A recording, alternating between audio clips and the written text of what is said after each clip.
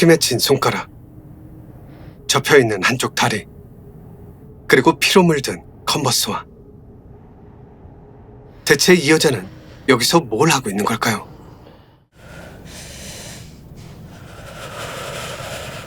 잠이 든 건지 의식을 잃은 건지 꿈속에서 보던 바다가 점점 더 거칠어질 때쯤 여자는 눈을 떴고 자신이 처한 상황이 그저 당황스럽기만 합니다. 이상한 모양의 곡선, 그 안에 고립되어 있는 한 여자. 여자를 둘러싸고 있는 수많은 벽들은 모두가 같은 모양을 하고 있습니다. 그대로 가만히 있다간 발밑에 있는 어둠, 끝을 알 수 없는 저 어둠 속으로 빨려 들어갈 것만 같습니다. 겁에 질리는 것도 잠시, 일단은 살고 봐야 하기에 조심스레 몸을 끌어올리는데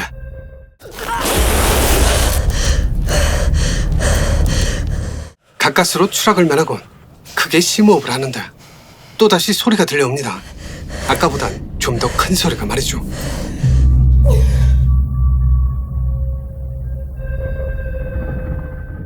한 번의 미끄러짐은 더 큰 공포를 몰고 왔고 여자는 공포심을 뒤로 하기 위해 심호흡을 크게 한 번 합니다. 그리고 피 묻은 양쪽 손을 번갈아 몸에 닦은 뒤 최대한 벽에 밀착시켜 몸을 끌어올리려 하죠.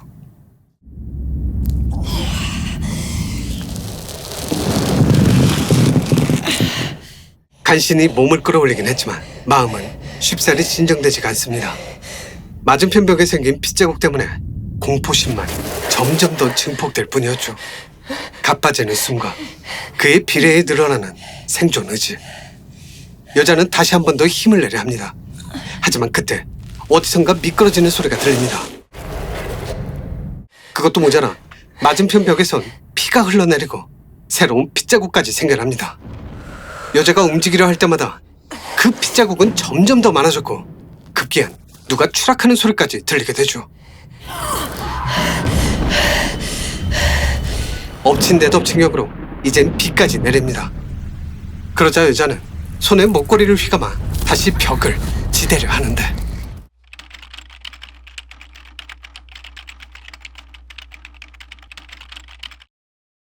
영화는 팀 이건 감독이 2016년에 만든 작품입니다. 그는 주로 단편 영화나 TV 시리즈를 주무대로 활동하고 있는데 한 가지 특이한 건 아주 다방면으로 제작에 참여하고 있다는 겁니다. 감독을 할 때도 있고 작가를 할 때도 있고 편집 기사를 할 때도 있고 촬영 감독으로 참여할 때도 있습니다. 심지어는 음향이나 음악 작업, 레코딩 뭐 이런 쪽으로 투입되기도 하는데 이걸 배우로 예를 들어보자면 오늘은 주연을 했다가 내일은 단역을 하고 그 다음 날엔 조연, 그리고 그 다음 날엔 엑스트라, 그리고 다시 다음 날엔 주연을 하는 그런 식인 거죠. 한마디로 역할을 가리지 않고 자신의 재능을 마음껏 뽐내는 능력자, 이 정도로 정리할 수 있겠습니다. 참고로 지금 리뷰하고 있는 이 단편 영화 커브는 팀 이건 감독이 혼자 다 해먹은 영화입니다. 감독, 각본, 촬영, 편집까지 그냥 혼자 다 했습니다. 사운드 작업도 같이 한 것 같고요. 아, 하나 더. 영화에 나오는 로라 제인 터너 역시 단편 영화나 TV 시리즈 위주로 활동하는 배우입니다.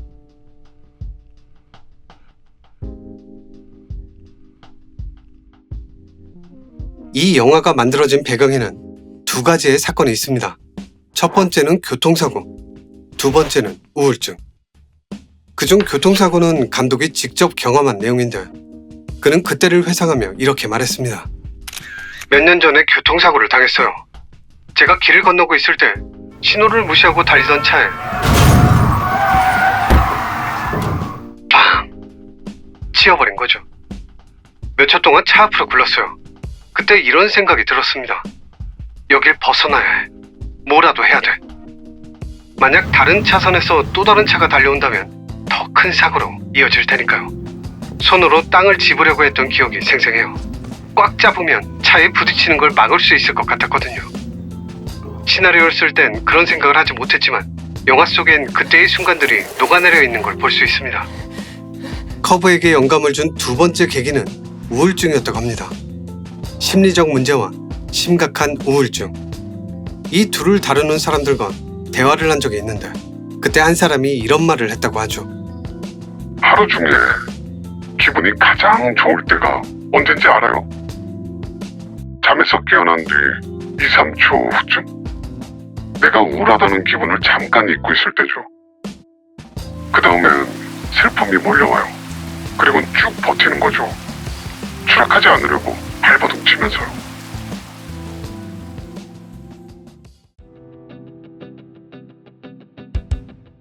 (10분밖에) 안 되는 단편 영화에서 오프닝이라는 단어를 쓰기가 좀 어색하긴 한데, 암튼 영화 오프닝을 보면 감독은 앞서 말했던 두 가지의 사건을 아주 충실하게 재현해 놓고 있습니다. 자기가 직접 경험했던 교통사고와 전에 들었던 우울증에 대한 이야기. 가장 첫 장면은 파도였습니다. 뭔가가 되게 어둡죠. 우리가 흔히 알고 있는 이런 파도가 아니라 이거보다 훨씬 더 짙고 어두운 그런 종류의 파도죠. 그리고 뒤이어 다시 파도를 보여줬습니다. 여기서 재밌는 건 영상의 구도인데, 처음 나왔던 파도보단 분명 우리에게 더 가까이 다가와 있습니다. 한마디로 파도가 밀려오고 있는 듯한 그런 느낌을 주는 거죠. 이후 감독은 피 흘리는 손가락을 클로즈업한 뒤 처음 나왔던 파도보다 좀 더 높은 크기의 파도를 보여줬고, 피에 젖은 신발을 보여준 뒤엔 그 파도의 높이를 한 번 더 키웠습니다. 그리고 불편하게 구부러진 다리와 거대해진 파도를 보여줬는데, 이 또한 재밌습니다. 여자가 피할 수 없는 상태라는 걸 알려줌과 동시에 파도를 뻥! 쉽게 말해 속수무책으로 당하는 상황을 표현한 거죠. 교통사고나 우울증 둘 모두 속수무책으로 당하는 그런 일들이니까요. 이건 바로 뒤에 나오는 씬으로 확실하게 확인할 수 있습니다. 마치 파도가 밀려오듯 포커스가 먼 쪽에서 배우 쪽으로 다가오고 있습니다. 이후의 장면들은 이 인터뷰의 내용, 더 정확히 말하면 이 사람이 느꼈을 감정선을 그대로 따라가고 있습니다. 잠에서 깬 배우는 인터뷰처럼 아주 잠깐 동안 평온한 상태를 유지했습니다. 물론 이 모습 자체가 너무나도 불편해 보이긴 하지만, 커브라는 이 영화 하나만 놓고 봤을 때 이 장면은 분명 영화 속에서 가장 평화로운 장면입니다. 겁에 질려 발버둥 치던 모습과 비교해봐도 그렇고, 먹구름이 짙게 깔려 비를 뿌리던 하늘을 비교해도 그렇고, 이 잠깐의 평화로움이 끝나고 난 뒤엔 그 다음엔 슬픔이 몰려와요. 그리고 쭉 버티는 거죠. 추락하지 않으려고 발버둥 치면서요. 이 말들을 충실히 재현했습니다. 그러니까 정리하자면 이 영화는 우울증을 앓고 있는 사람의 고통을 상징적으로 표현함과 동시에 감독이 경험했던 교통사고의 기억을 접목시킨 겁니다. 두 손으로 땅을 짚고 도로를 벗어나려 했던 그때의 기억들을 말이죠.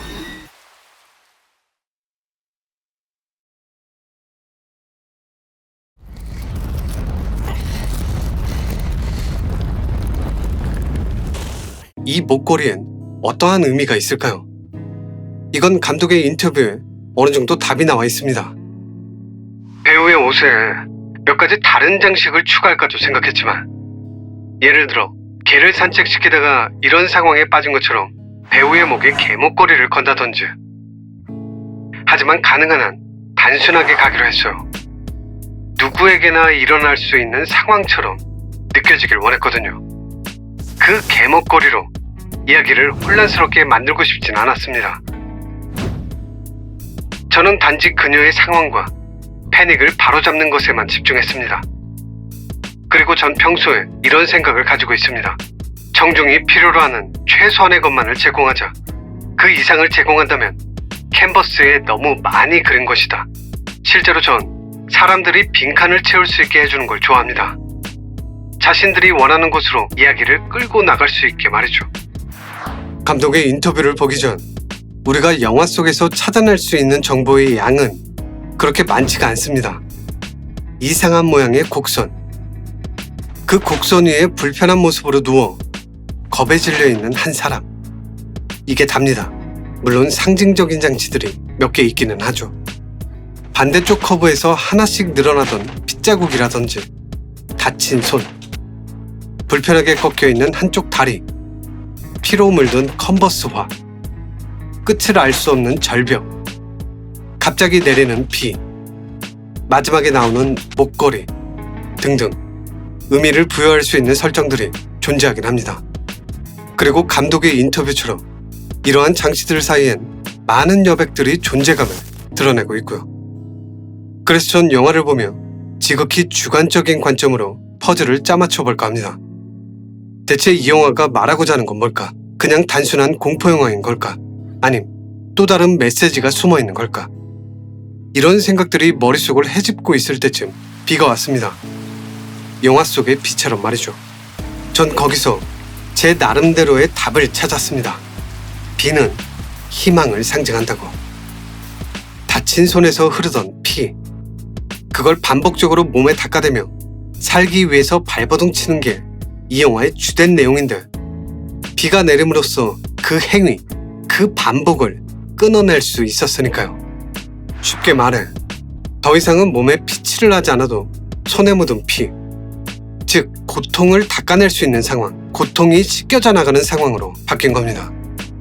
그래서 전 이 영화가 해피엔딩이라고 생각합니다. 물론 이 장면만 놓고 보면 여자가 탈출을 했는지 절벽 아래로 떨어진 건지 전혀 알 수 없지만, 중요한 건 커브에 매달려 있던 여자의 피와 반대편에 선명하게 찍혀있던 피가 모두 사라졌다는 거죠. 그리고 정체를 알 수 없던 비명까지. 이건 커브를 가득 채우고 있던 고통, 그 고통이 사라진 거라고 생각합니다. 물론 이건 어디까지나 제 주관적인 해석입니다. 인터뷰에서 말했던 것처럼 감독이 제공한 빈칸을 저만의 이야기로 끌고 나가기 위해서 말이죠.